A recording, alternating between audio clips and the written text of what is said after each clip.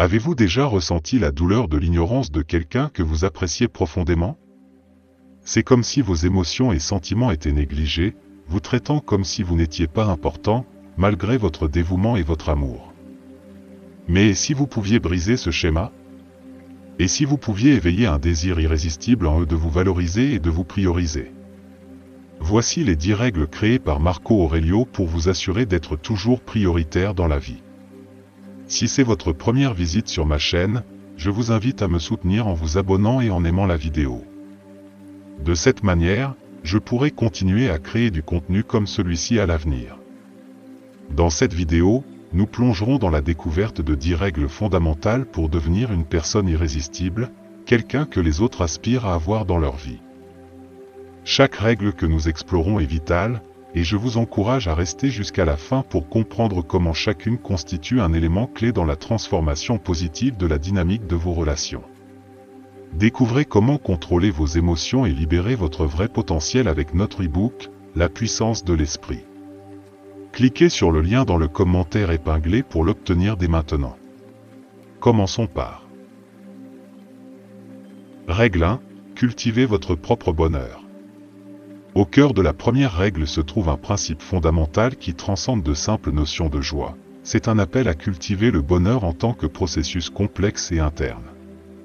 Ce principe ne concerne pas simplement la poursuite de plaisirs éphémères, mais met l'accent sur les éléments essentiels tels que la confiance en soi, la satisfaction et l'indépendance, des qualités qui, lorsqu'elles sont cultivées, confèrent à un individu un attrait indéniable et magnétique.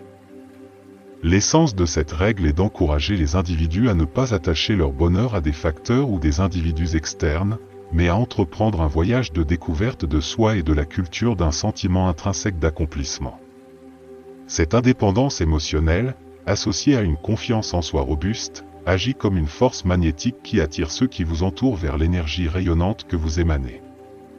Les gens sont instinctivement attirés par des individus qui dégagent confiance et positivité. En tirant le bonheur de l'intérieur, vous devenez non seulement une source d'inspiration, mais vous vous transformez également en un phare d'espoir, projetant une lumière puissante de positivité et d'assurance qui captive et attire les autres dans votre orbite. La sagesse intemporelle de Sénèque, encapsulée dans la citation « Le bonheur véritable est de jouir du présent sans dépendance anxieuse de l'avenir », résonne profondément dans ce principe. Elle souligne l'importance de savourer l'instant présent sans être excessivement préoccupé par les incertitudes futures. La première règle préconise donc une approche holistique du bonheur, une approche qui découle d'une source interne de contentement plutôt que d'être dépendante des circonstances externes. Un exemple éclairant qui donne vie à ce principe se trouve dans le parcours extraordinaire de Theodore Roosevelt. Confronté à une série de défis personnels, dont la perte profonde de sa femme et de sa mère le même jour, Roosevelt n'a pas seulement fait face à l'adversité avec résilience, mais a incarné la philosophie de construire sa propre joie. Sa vie était caractérisée par la poursuite incessante de la vitalité et de l'enthousiasme, s'engageant dans diverses activités telles que la boxe et l'exploration de territoires inexplorés. Il est important de noter que le zèle de Roosevelt pour la vie ne dépendait pas de validations externes ou de circonstances favorables.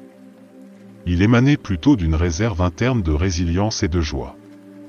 En priorisant son bien-être et son bonheur, il communiquait efficacement qu'il ne cherchait pas à se compléter par des sources externes, mais était en fait un individu épanoui et content en son propre droit. En essence, la première règle appelle les individus à plonger dans les profondeurs de la découverte de soi, reconnaissant que le bonheur véritable est une affaire interne. Elle encourage la culture de la force intérieure, de la confiance et du contentement, un voyage qui transforme un individu en une force convaincante, attirant irrésistiblement les autres vers la lumière de la positivité et de l'assurance. Cette règle témoigne du pouvoir transformateur de cultiver son propre bonheur, créant un effet d'ondulation qui irradie la positivité à ceux assez chanceux pour être attirés dans l'orbite d'un individu aussi habilité et satisfait. Règle 2. Maintenez votre indépendance. S'appuyant sur la base de la culture de votre propre bonheur, la deuxième règle nous propulse dans le domaine essentiel du maintien de l'indépendance. Ce principe exhorte les individus à reconnaître que leur vie ne devrait pas orbiter entièrement autour d'une autre personne. Imaginez votre existence comme celle d'une étoile solitaire, projetant sa lumière et sa vitalité unique dans la nuit. Cette métaphore encourage la visualisation d'un chemin indépendant, non affecté par les orbites des autres. Elle met l'accent sur l'importance critique de ne pas permettre à votre univers de se rétrécir excessivement autour de quelqu'un d'autre, les empêchant de devenir le centre absolu de votre être. L'analogie d'une étoile solitaire sert de rappel poignant de la valeur inhérente de l'individualité. Chaque personne possède une radiance unique, une lumière qui ne devrait pas être éclipsée ou compromise par la force gravitationnelle des influences externes. L'appel au maintien de l'indépendance est un appel à préserver l'éclat distinct qui fait briller chaque individu. Dans le contexte des relations et des engagements professionnels, la préservation de l'individualité devient un outil puissant pour rester fidèle à soi-même. Elle sert de bouclier contre le risque de perdre son identité dans la force gravitationnelle des forces extérieures. Ce principe encourage non seulement la poursuite de l'authenticité personnelle, mais il donne également aux individus le pouvoir d'atteindre une plus grande satisfaction et accomplissement dans tous les aspects de leur vie. Imaginez une vie où vos poursuites, passions et objectifs ne sont pas éclipsés par les demandes ou les attentes des autres. Envisagez plutôt un voyage où vous conservez la liberté d'explorer votre chemin unique, sans être entravé par des orbites externes. En maintenant votre indépendance, vous êtes mieux équipé pour naviguer dans les paysages divers des relations personnelles et professionnelles, traçant un cours qui s'aligne avec votre moi authentique. Ce principe fait écho au sentiment qu'une vie bien vécue est une vie qui embrasse l'individualité dans la trame des relations et des engagements. C'est un appel à résister aux forces gravitationnelles qui pourraient chercher à vous dévier de votre trajectoire, vous exhortant à rester ferme dans votre quête d'authenticité et d'accomplissement personnel. En agissant ainsi, vous protégez non seulement votre individualité, mais vous contribuez également à la richesse et à la diversité de la danse cosmique plus vaste de la vie. En résumé, la deuxième règle est une déclaration de l'importance du maintien de l'indépendance, exhortant les individus à envisager leur vie comme des étoiles solitaires projetant leur lumière unique. Elle plaide en faveur d'une existence équilibrée où les orbites personnelles restent distinctes, garantissant que personne ne devienne le centre absolu de votre univers. Ce principe est un témoignage de l'autonomisation qui découle du fait de rester fidèle à soi-même et de tracer une voie qui mène à une plus grande satisfaction, authenticité et accomplissement dans tous les aspects de la vie. Règle 3. Créez la peur de vous perdre.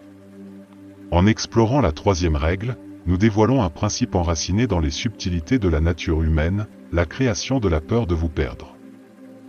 Les tendances humaines conduisent souvent à négliger ce qui est facilement accessible, mais la dynamique change lorsqu'il y a un risque perçu de perdre quelqu'un. Cette règle préconise que les individus se positionnent de manière à ce que faire partie de leur vie ne soit pas considéré comme un droit acquis, mais comme un privilège précieux. En harmonie avec la philosophie stoïcienne, telle qu'exprimée par Marco Aurelio, vous avez le pouvoir sur votre esprit, pas sur les événements extérieurs. Reconnaissez cela, et vous trouverez la force.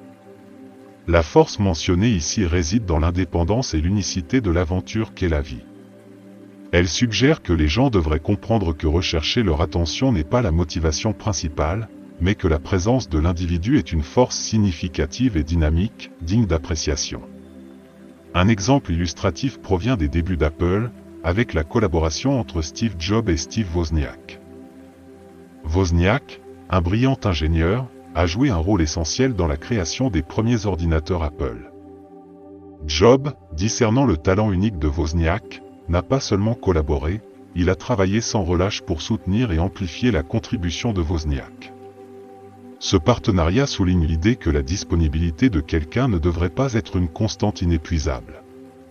La règle conseille aux individus de trouver un équilibre entre être présent et maintenir un air de mystère qui suscite la curiosité. Elle encourage à éviter la révélation de tout d'un coup et, au lieu de cela, à partager son histoire progressivement. Cette approche permet aux autres de plonger dans les espaces vides et l'imprévisibilité, tout comme naviguer sur un chemin sinueux à travers un territoire inexploré.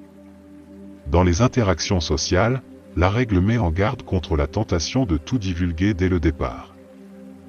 Au lieu de cela, elle suggère d'inviter les autres à explorer, découvrir et faire partie de son parcours. La vie n'est pas présentée comme un livre ouvert pour tous, mais comme une série de chapitres en constante évolution, révélant progressivement davantage de l'individu intrigant et convaincant. Cet élément d'imprévisibilité est posé comme un aimant pour attirer les autres, suscitant un désir croissant de découvrir davantage.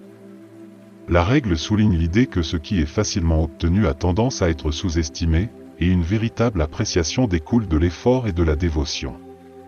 Lorsque quelqu'un investit du temps, des émotions et de l'énergie dans la vie de quelqu'un, un lien plus fort et plus durable est forgé.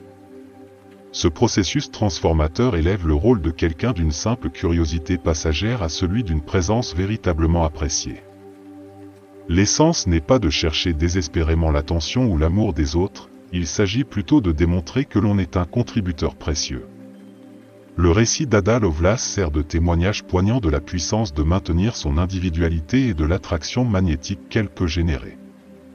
Ada n'a pas vécu de manière réactive, en attendant les autres, elle a plutôt tracé son chemin, captivant ceux qui l'entourent par la force de sa passion et de sa concentration intellectuelle. Son histoire résonne avec les principes intégrés dans la règle 3, illustrant la force captivante qui émane du maintien de sa singularité et de la promotion d'une véritable appréciation de sa présence. Règle 4. Ne vous attachez pas trop émotionnellement. La règle 4 plonge dans les dynamiques émotionnelles complexes au sein des relations interpersonnelles, en particulier dans le parcours pour devenir une personne irrésistible. À son cœur, cette règle reconnaît l'équilibre délicat nécessaire pour gérer les attaches émotionnelles. Elle puise son inspiration dans la sagesse du philosophe stoïcien Sénèque, dont les paroles gagnent une profonde pertinence dans ce contexte. Le plus grand remède contre la colère est le délai. La règle implique une approche nuancée des connexions émotionnelles, préconisant une réponse mesurée et réfléchie plutôt qu'une réaction impulsive. L'aperçu de Sénèque sur la colère sert de principe directeur, suggérant que prendre du temps avant de répondre émotionnellement peut être un antidote puissant aux sentiments tumultueux. Dans le domaine des relations interpersonnelles, la règle souligne l'importance de naviguer sur la fine ligne entre un investissement émotionnel authentique et le maintien d'un certain détachement. Elle reconnaît que, bien que les liens émotionnels soient un aspect vital de l'interaction humaine, un attachement émotionnel excessif peut potentiellement conduire à la vulnérabilité et au déséquilibre. En préconisant un certain degré de distance émotionnelle, la règle encourage les individus à aborder les relations avec un état d'esprit clair et rationnel. Cela n'implique pas de refouler les émotions, mais plutôt de les gérer de manière à assurer une dynamique saine et équilibrée. Elle s'aligne sur l'idée que les émotions devraient améliorer, et non submerger, le bien-être global des individus et de leurs relations. La philosophie stoïcienne de Sénèque offre un contexte pour comprendre les écueils potentiels d'un attachement émotionnel non maîtrisé. Appliquer le principe du délai aux émotions permet aux individus l'espace nécessaire pour évaluer objectivement les situations, évitant ainsi des décisions impulsives motivées uniquement par des réponses émotionnelles immédiates. Cette règle incite à réfléchir sur la nature des liens émotionnels, exhortant les individus à considérer les implications à long terme de leur investissement émotionnel. Elle suggère que maintenir un certain niveau d'autonomie émotionnelle peut contribuer à un paysage interpersonnel plus stable et épanouissant. En essence, la règle 4 sert de rappel de l'importance de l'intelligence émotionnelle et de la résilience dans les relations. Elle préconise une approche réfléchie et mesurée, s'alignant sur la sagesse stoïcienne selon laquelle le délai peut être un remède puissant aux complexités des émotions humaines. En incorporant cette règle, les individus peuvent aspirer à un équilibre harmonieux entre de véritables liens émotionnels et la sagesse nécessaire pour naviguer dans le flux et le reflux des émotions de manière à contribuer positivement à leur croissance personnelle et à la santé de leurs relations. Règle 5. Protégez votre temps et priorisez-vous. Dans la toile complexe de la vie, les minutes et les heures sont les fils qui tissent l'histoire de notre existence. Reconnaître le temps comme une ressource précieuse souligne l'importance de la règle 5, protégez votre temps et priorisez-vous. C'est un principe qui nous invite à être les gardiens de notre propre domaine temporel, exhortant à une considération prudente avant de céder cette monnaie inestimable. Imaginez le temps comme une toile sur laquelle les traits de vos expériences sont peints, chaque instant un coup de pinceau contribuant au chef-d'œuvre de votre vie. En adhérant à cette règle, vous reconnaissez essentiellement la nature sacrée de votre propre récit, une saga en cours qui mérite d'être rédigée avec intention et objectif. Envisagez une vie où l'horloge qui tic-tac ne résonne pas comme un rappel constant de l'attente ou d'être attaché aux initiatives des autres. Au lieu de cela, elle devient une compagne rythmique, harmonisant avec vos aspirations et ambitions. Votre existence n'est pas un soufflot dans l'histoire de quelqu'un d'autre, c'est le récit épique de votre voyage, où vous êtes à la fois le protagoniste et l'auteur. En tant que conservateur de votre propre univers, vous tenez le pinceau pour peindre la toile avec les teintes de vos passions, rêves et aventures. Ceux qui font partie de ce cosmos ne sont pas de simples spectateurs, ce sont des co-créateurs privilégiés invités à danser avec vous à travers les chapitres de votre vie. Cette règle est donc une ode à l'équilibre, un équilibre délicat où l'orchestration de votre temps résonne avec la mélodie de vos désirs. Éviter l'état perpétuel d'être à la merci des autres n'est pas un acte d'égoïsme, mais plutôt une démonstration de respect de soi. C'est un engagement à maintenir la sacralité de votre temps, une ressource non renouvelable qui, une fois dépensée, ne peut jamais être récupérée. Dans cette danse de l'existence, chaque pas est délibéré, chaque pause délibérée, alors que vous naviguez dans la chorégraphie complexe de votre vie. Résister à la tentation d'être constamment accessible est un acte d'autonomisation. C'est une affirmation que votre temps est un trésor, non pas à disperser de manière indiscriminée, mais à partager sélectivement avec ceux qui en reconnaissent la valeur. Cette résistance sert de professeur subtil mais puissant, transmettant une leçon de réciprocité et de respect mutuel.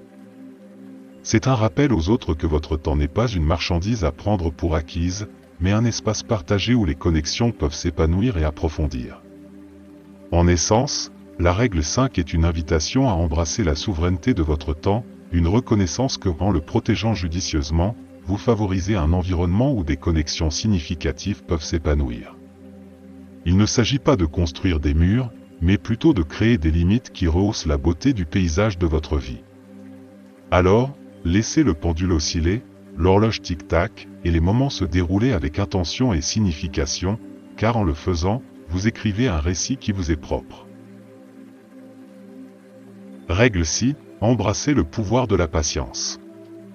Dans la danse complexe des relations interpersonnelles, l'art de la patience émerge comme un principe directeur, encapsulé dans la règle 6, embrasser le pouvoir de la patience. Sénèque, le sage philosophe stoïcien, a autrefois articulé « Le plus grand remède contre la colère est le délai » et c'est dans cet aphorisme que réside la sagesse profonde qui forme la base de cette règle. Le concept de patience dans le domaine des relations est semblable à une main douce guidant le navire à travers les eaux imprévisibles des émotions humaines. C'est une reconnaissance que, face à la turbulence, permettre au temps d'être un baume apaisant peut souvent être le remède le plus efficace. La patience devient le chef d'orchestre silencieux orchestrant la symphonie des émotions, s'assurant que chaque note est jouée avec discernement et considération. Cette règle encourage à trouver l'équilibre délicat où vous pouvez communiquer vos sentiments sans succomber à la tornade d'une exposition émotionnelle excessive. Ce n'est pas un appel à étouffer les émotions, mais plutôt une invitation à les manier avec grâce et équilibre, tout comme un artiste habile manie un pinceau pour créer un chef-d'œuvre. En embrassant le pouvoir de la patience, vous parcourez le paysage émotionnel délibérément, évitant les pièges des réactions impulsives qui pourraient compromettre l'harmonie d'une relation. Le cœur de ce principe réside dans la compréhension que la patience n'est pas synonyme de suppression. Au contraire, c'est l'art de gérer les émotions de manière mesurée et réfléchie. C'est un engagement à tempérer l'immédiateté des réactions viscérales, permettant l'introspection et une expression réfléchie. Ce faisant, vous contribuez à cultiver une relation qui prospère grâce à l'intelligence émotionnelle et à la compréhension mutuelle. Permettre à l'autre personne de prendre l'initiative à certains moments est un aspect vital de l'incarnation de la patience. C'est une reconnaissance que le flux et le reflux d'une relation devraient être une responsabilité partagée, où les deux parties contribuent à la dynamique. Tout comme une danse nécessite des pas synchronisés, une relation s'épanouit lorsqu'il y a un échange harmonieux d'initiatives. En cédant occasionnellement les rênes, vous créez de l'espace pour que l'autre personne joue un rôle actif, favorisant un sentiment d'agence partagée et d'investissement mutuel. En essence, la règle 6 vous invite à revêtir le manteau de la patience en tant que guide bienveillant à travers le labyrinthe des connexions humaines. C'est un rappel que, dans la toile des relations, les fils de la patience tissent de manière complexe le tissu de la compréhension, de la compassion et de la résilience. Alors, tandis que vous naviguez dans la chorégraphie complexe de la dynamique interpersonnelle, que la patience soit votre boussole, vous guidant vers une relation enrichie par sa puissance durable et transformative. Règle 7. Cultivez un sentiment de mystère et d'imprévisibilité. Au sein de la toile des dynamiques interpersonnelles, la règle 7 se dresse comme un phare, cultiver un sentiment de mystère et d'imprévisibilité. Tout comme un conteur magistral, ce principe préconise l'art de la révélation progressive, soulignant que l'attrait de votre vie ne réside pas dans une divulgation immédiate, mais dans le récit en cours des chapitres en évolution. Imaginez votre vie comme un roman captivant, chaque chapitre offrant un aperçu de l'individu complexe et captivant que vous êtes. Résistez à l'impulsion de dévoiler chaque détail dès le départ, plutôt, invitez les autres à se lancer dans un voyage d'exploration, de découverte et d'expérience partagée. En résistant à la tentation de dévoiler toute votre histoire d'un coup, vous favorisez un environnement où les autres investissent du temps et de l'énergie pour découvrir les couches de votre personnalité. Dans cet investissement, une connexion profonde est forgée, une connexion qui transcende le superficiel et s'enracine dans l'expérience partagée de la découverte. Considérez la vie comme une toile, et chaque détail retenu comme un coup de mystère qui ajoute profondeur et nuancé au chef-d'œuvre de votre existence. Cette approche ne vise pas à créer une forteresse impénétrable, mais à permettre aux autres de savourer le plaisir de dévoiler les couches à leur propre rythme. En incarnant la règle 7, souvenez-vous que cultiver le mystère est un art, un équilibre délicat entre révélation et dissimulation.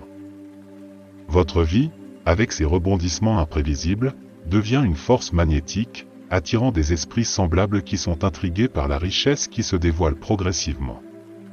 Ainsi, dans la symphonie des connexions humaines, laissez la cadence du mystère composer une mélodie harmonieuse et enchanteresse, tissant des fils d'anticipation et de curiosité dans la trame de vos relations.